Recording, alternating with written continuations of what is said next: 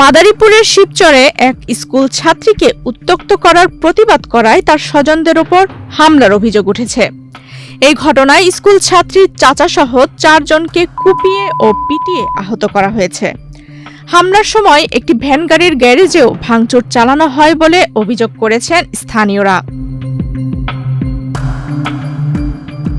17 মে রোববার বিকেলে শিবচর উপজেলার ভদ্রাসন স্কুল গেট এলাকায় এই ঘটনা ঘটে।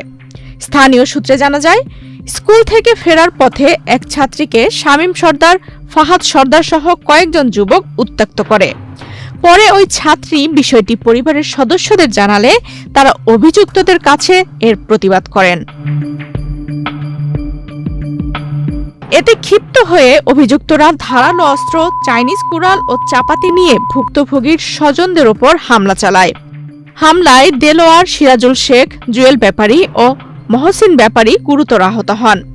এ সময় একটি ভ্যান গাড়ির গ্যারেজেও ভাঙচুর করা হয় বলে অভিযোগ পাওয়া গেছে। পরে স্থানীয়রা আহতদের উদ্ধার করে শিবচর উপজেলার স্বাস্থ্য কমপ্লেক্সে ভর্তি করেন। স্থানীয়দের দাবি, অভিযুক্তরা পার্শ্ববর্তী শরীয়তপুর জেলার জাজিরা উপজেলার গোপালপুর ইউনিয়নের বাসিন্দা। এ বিষয়ে শিবচর থানার পরিদর্শক মঞ্জুরুল মোর্শেদ বলেন, এখনো এই ঘটনায় কোনো লিখিত অভিযোগ পাওয়া যায়নি।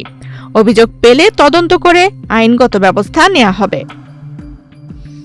আফসানা রিপা, বাংলাদেশ প্রতিদিন। জায়গা কেনার পর কোনোদিন ভাবিনি বাড়ি দেখে যেতে পারবো। বাবা, তুমি করেছো জমি আর আমি করলাম বাড়ি। এখন থাকবে তোমার নাতি। বসুন্ধরা সিমেন্টের দৃঢ় গাঁথুনি গড়েছে 3 প্রজন্মের এক ঠিকানা। শক্তির মানদণ্ডে উত্তীর্ণ বসুন্ধরা সিমেন্ট। বসুন্ধরা সিমেন্ট, প্রজন্মের বন্ধন।